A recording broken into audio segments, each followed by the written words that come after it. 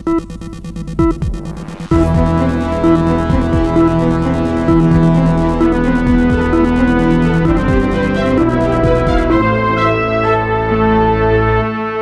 दिल्ली के भारत मंडपम में फरवरी 2026 में आयोजित इंडिया एआई इम्पैक्ट समिट सिर्फ एक तकनीकी सम्मेलन नहीं रहा, बल्कि इसे भारत की वैश्विक डिजिटल पहचान को नए स्तर पर ले जाने वाली घटना के रूप में देखा जा रहा है। 16 से 20 फरवरी तक चले इस आयोजन में दुनिया भर से सैकड़ों टेक कंपनीज के प्रमुख नीति निर्माता, शोधकर्ता, स्टार्टअप और सरकारों के प्रतिनिधि शामिल हुए।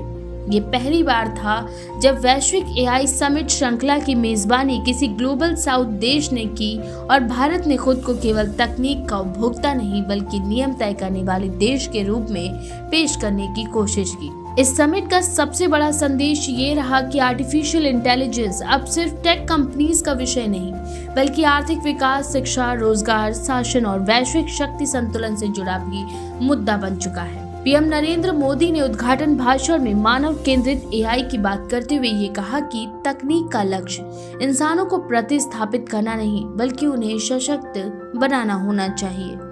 इसी सोच को आगे बढ़ाते हुए मानव विजन पेश किया गया, जिसमें एथिक्स, जवाबदेही, पहुंच, संप्रभुता और वैधता जैसे सिद्धांतों को एआई विकास का आधार बताया गया। इस समिट की सबसे बड़ी उपलब्धियों में से एक रही new Delhi frontier AI commitments, जिसे वैश्विक और भारतीय कंपनीज ने मिलकर अपनाया। इसका उद्देश्य एआई के सुरक्षित, जिम्मेदार और समावेशी उपयोग के लिए साझा ढांचा तैयार करना है। इससे भारत पहली बार एआई नीति और वैश्विक मानकों के निर्माण में सक्रिय भूमिका निभाते हुए दिखा।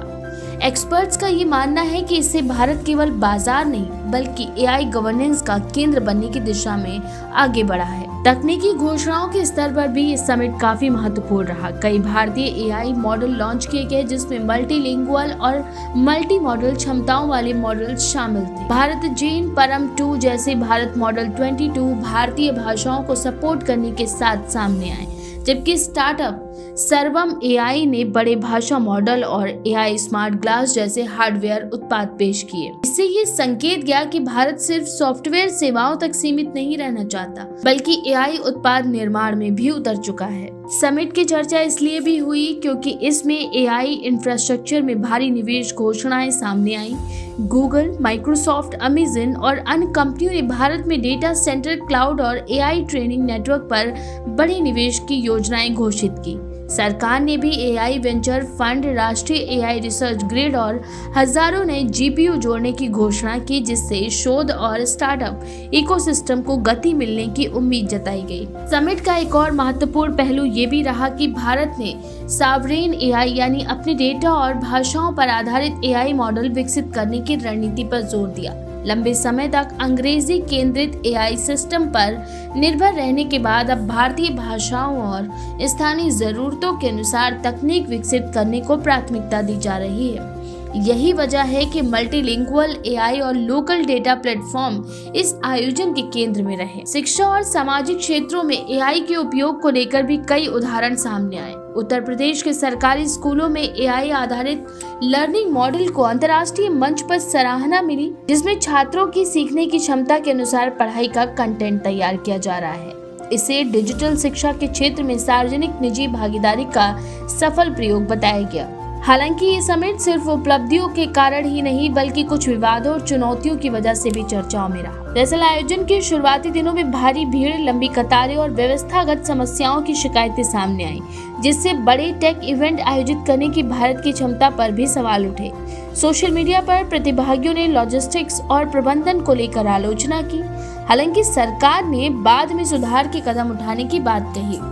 एक और विवाद तब सामने आया जब एक विश्वविद्यालय द्वारा प्रदर्शित रोबोट डॉग को लेकर गलत दावे किए गए, जिस पर सोशल मीडिया में बहस छिड़ गई। इसके अलावा अंतर्राष्ट्रीय टेक नेताओं के बीच बातचीत और मंचीय घटनाओं ने भी मीडिया का ध्यान खींचा, जिससे समिट तकनीकी चर्चा के साथ ही साथ राजनीतिक और सार्वजनिक विमर्श का हिस्सा बन गया। इन सब के बावजूद समग्र रूप से देखा जाए तो इंडिया एआई इम्पैक्ट समिट को भारत की टेक डिप्लोमेसी के बड़े प्रदर्शन के रूप में याद किया जाएगा। यहाँ भारत ने खुद को अमेरिका और चीन के बीच तीसरे एआई ध्रुव के रूप में प्रस्तुत करने की कोशिश की, एक ऐसा मॉडल जो लोकतांत्रिक, बहुभाषी और विकासशील देशों की जरूरत के अनुरूप हो। विशेषज्ञ मानते हैं कि इस समिट की सबसे बड़ी उपलब्धि कोई एक तकनीकी लॉन्च नहीं, बल्कि ये संदेश रहा कि एआई का भविष्य केवल सिलिकॉन वैली में तय नहीं होगा। भारत ने ये दिखाने की कोशिश की है कि वैश्विक दक्षिण भी तकनीकी नियम बनाने और भविष्य की दिशा तय करने में बराबरी से भागीदारी कर सकता है। यही वजह है कि यह आयोजन केवल घोषणाओं या प्रदर्शनों के कारण नहीं, बल्कि उस बदलाव के प्रतीक के रूप में याद रखा जाएगा जिसमें भारत ने पहली बार एआई की वैश्विक बहस में दर्शक की जगह निर्णायक खिलाड़ी बनने का दावा किया। तो इस बारे में आपका क्या विचार है? अपनी राय कमेंट सेक्शन में जरूर लिखें। ऐसी और भी खबरों के लिए देखते रहें भारत 19।